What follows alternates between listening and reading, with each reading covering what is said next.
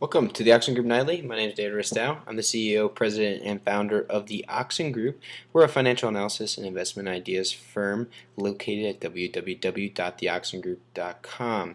Okay, on tonight's Oxen Group Nightly, we're going to be talking about our Wednesday market wrap-up. We'll be looking at we got into a few new positions today. We'll be looking at a couple of those, specifically Buckeye Tech and Panera, also some of our other current positions and exits. We'll be looking at a new position we got into in our extended value portfolio. We're buying up Jinko Solar, JKS. We'll also be looking at tomorrow's forecast. And as always, check out our disclaimer at the end of the video.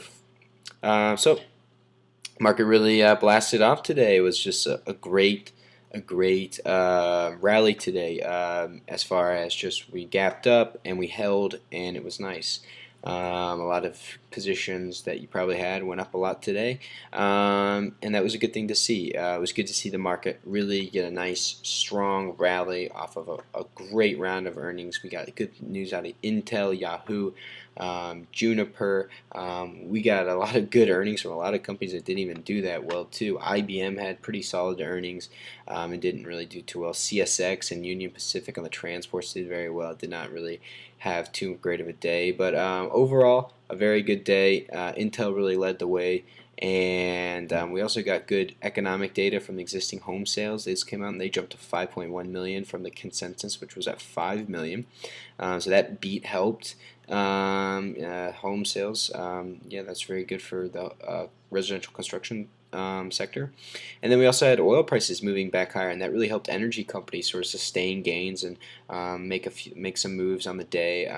As oil moved back up over 110, there was a supply drawback, so we saw a drawback in supply. It was the first time we've seen that in quite some time, and a weaker dollar. And on today's look at the market more closely, we're going to talk about where will oil go. So we got to pull back after Goldman Sachs said, hey, we think this is we've made a lot of money in the energy sector. We made a lot of money in our oil basket, and we're going to kind of take some of this off, and we think you should start to slowly take some profits here, start to reevaluate, look at some other sectors that may be a little bit more undervalued. In my opinion, basically to that is you look at this chart and I say I don't think that it's going to drop below 100 anytime soon. I think that we have now we have a rally in oil that is very much demand driven, and while I think that in the near term, I think we're going to stay pretty range bound between 110, 115, and 105. I do think by the end of the year you're going to see 120, 130, and I do not think we're going to see below 90, maybe not even below 100 until at least for a few more months. That's just my opinion, and I think that energy stocks are still going to remain strong. They may not have as much upside now as they did, but I do think that they have upside, and I think that they're a very safe place. And I think that as we get more and more volatile, I've been positioning our clients into oil and energy positions because I think that they are places that are safe. They are going to see rising demand, higher prices, higher revenue streams, and I think that they are going to remain at those levels for quite some time, and I don't think that they have a lot of negativity surrounding them. I think oil services are the best area, I think, to play this, and we've been in Halliburton now. We are in Baker Hughes, and we got into complete productions today. I also like Nabors, NBR. I also have taking a look at a couple others. I actually do not really like Schlumberger though on SLB. So I think that you have to. This is here to stay. I don't think that we're going to see oil dropping below 100 for quite some time, for at least the next 3 to 4 months. And if you aren't in an energy stock, I'm going to go against Goldman on this. Basically, is what I'm saying. And that's very bold of me to say, but I do think that they are misinterpreting the fact that when we look at investing, we have to think about what is safe. How can we preserve our money? And I think you look at the oil prices, I think you look at the energy companies, and you have to say, these are stocks that are going to stay at these nice valuations. They're going to stay up as long as oil stays up. And I can't really pinpoint a number that would, or a scenario that would say oil is going to drop significantly. Obviously, in the long term, we'll be looking to move. So we had the market rallying today, and rallied on the news as we talked about. But the nice thing to see was we sustained our gains, and on the dip that we did have during kind of that lunchtime lull period was bought back up close to the end of the day, and we did end a little bit off the highs of the day. But we got this nice rally right before the close and took a little bit more profits off. Obviously, some people hedging a little bit of risk into the end of the day, and that's normal on such a big up day. But I thought it was a great day. It was a great day to be in the market. It was a day to feel good finally after we've had such a long stretch of just a lot of just bad news after bad news after bad news. It was nice to see some things come out that just say, hey, look, we're not doing that bad. We're really okay. And we took this advantage. We bought up a few things. We saw 2 days in a row of good days, sustained gains, and it looked like a day to buy. You don't always want to buy on big up days like this because you can expect some kind of pullback. But at the same time, this sort of day sort of sets the emotion sort of, hey, you know what? We're getting to some earnings. We're getting more companies out there, and it's looking more and more like more companies are doing better than worse. I mean, it's such a slim amount of companies reporting before, and I think we kind of got a little unlucky at the beginning there. Just a couple companies just really did not hit it off, and now we're getting a lot of good stuff. But today, Buckeye Tech. We got into this company. This is a cellulose producer. They're kind of a company that's all by themselves in their own industry. They're sort of related to paper products companies and some things like that. But this is a stock that has really done very well. This is a company that's done very well, rallied as the market has or the economy has come back, and they are expecting a lot of good things this year. Big gains. They're going to report their earnings next week at the beginning of the week, and they're going to be going for a 0.68 consensus estimates EPS, which is going to be a nice rise over the 2.8, over more than double it. And the stock pulled back. It went all the way to 30 and had heavy resistance there, and it's a multiple resistance line and pulled back. And I started to rally again, and I really like this chart a lot because you get this gain here and drop, and you get this gain up here and drop. But now we got the support line. We popped. We got above the moving averages. We closed right above the moving averages, and we got the fast stochastics breaking out, separating, moving apart. The volume wasn't tremendous on the day, but I do think that has something to do also with just the fact that there really was no news at all connected to any company in any of the paper products or the cellulose industry. And so it just was kind of a light day for them. But it was a great day to position ourselves in. We got above the support lines. We're right at that pivot point. Stock had a really nice rally and then sort of fell off throughout the day. But it was on very light volume. The sell-off was on light volume. The gains were on good volume, and that's the key. We like the stock a lot. We think it's going to move up to hopefully around the 27 to 28 level before earnings come out.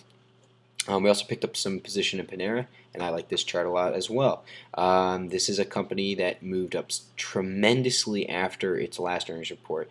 Right before its last earnings report, it was trading under $100, and after earnings, I mean, it had a nice 1.5 month stretch of just nice rallying all the way up to 130. Now it's pulled back to the mid to low 120s, and today it popped and stayed above its 20-day moving average, above its pivot point, and we got the fast stochastics crossing up, and this is always a perfect opportunity to buy.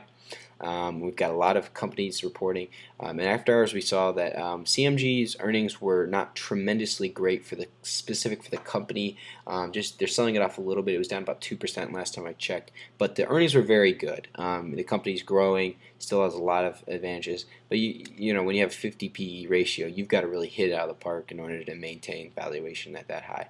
Now Panera, I think they're on basically. I compare Panera and CMG on the same track. Two casual dining companies. I think just Panera's just a step behind CMG. They're about half the market cap, but the only reason they're half behind the market cap is their price is about half of theirs. They have about the same revenue. They've had about the same kind of growth levels. And I think they're really a company that's going to start to really break out and move higher. A lot of analysts have price targets between the 140 and 150 range. I look for them to really pick it up into earnings as people sort of give them some of that pre-earnings movement to sort of price in what people are expecting from them. That it looks like it's starting off right now. So we also took a 3% gain today on Baker Hughes. We're still holding 25% of that position. That position has done very well for us, and that will be connected to what we see from Complete Productions and Schlumberger tomorrow for their earnings, two oil services companies. We did enter a small CPX position, Complete Productions, to get some earnings exposure. This is one of our top 5 picks for earnings seasons. Into earnings, we were up about 7% from when we first signaled that company, and we've traded this a couple times, every time for good gains. We closed a little bit of the position, the half of the position that we got into, for a 2% gain to sort of hedge some risk just in case something flares up that we're not expecting. But I'm expecting a nice report for them and big gains out of it, and we'll be able to take some gains away from that. We also entered a small Valero Energy position. They're going to be reporting at the beginning of next week. One of the first independent oil and gas producers to go. We're looking for good movement into them. Higher oil prices should really impact them. They've had a nice big pullback from a high from them, and they look like they're gaining support and look to move higher. And then we took a 3% loss on Fitbit. It was our last position from a horrendous week we had last week. It was a very small position for us, so it's not going to impact us too greatly. But it just was a very frustrating position because this is a stock that reports tomorrow morning, and I expect big things from them. And most likely they're going to have good earnings, and they're going to pop and then sell off just like every other financial company. And it's just very disappointing because they are one of the greatest turnaround stories in the financial market. Okay, so the extended value portfolio, we entered a new position yesterday in Jinko Solar. Forgot to put that on the report last night. We had too many things. And we entered at 2270. We're already up over 6% on that. Great rally from them and the solar companies today. This is we have our equity analytics on the Oxen group, and so we price target every company in our extended value portfolio that we cover, and we do a bunch of scorings on them and things like that. And this is one of our top value plays. It's the most undervalued solar company in the industry. We have a price target of $150 for them. Great pickup right now. They only trade about 39 million shares outstanding, so every gain that they make is just really going to impact that share price a lot. We're looking for a swing to near 30 in the next month or two, as we expect a little bit of a solar rally before we get into their earnings season in early to mid-May. So tomorrow, earnings. We have an after hours. We've got good earnings from Qualcomm. We got good earnings from FFIV, CMG. Good earnings. Not going to be great for the stock. Probably be pretty flat. American Express was flat. Apple. I started this and I did not know what they were. I think they're out now. Let's do something we don't ever do. We're going to go out of the PowerPoint slide and we're going to see, did we get Apple earnings? And okay, yes. Let's see. This is a live feed from thestreet.com. 2.12%. It appears they're already up in after hours. Yes, they did well. Let's go and see what exactly we got. They they had an EPS of 640. They were expecting only 5.03. Yeah, wow, really good. A lot of good stuff here. It looks very good. So that's going to be very positive for the market tomorrow. Sorry, a little unprofessional, a little informal, but hey, it's nice. That was we've been following that. So Apple, good earnings. It looks like that's gonna be huge for the market again. We'll probably have another 100-point update tomorrow if those earnings can sustain, and that's not just a little quick pop. I'll look more into that, and we'll be talking about that on my website. Jobless claims of Philly Fed are also tomorrow. Those should have some slight impact on the market, obviously, if they're very awful or they're very good. They can always help or hurt a little bit. But I do think earnings are going to overshadow any kind of economic data tomorrow. But that's going to do us for us today. Visit us at www.theoxengroup.com. Email us, please. Call us. Just anything. Become a part of our 70% accuracy. Start making money in this market today.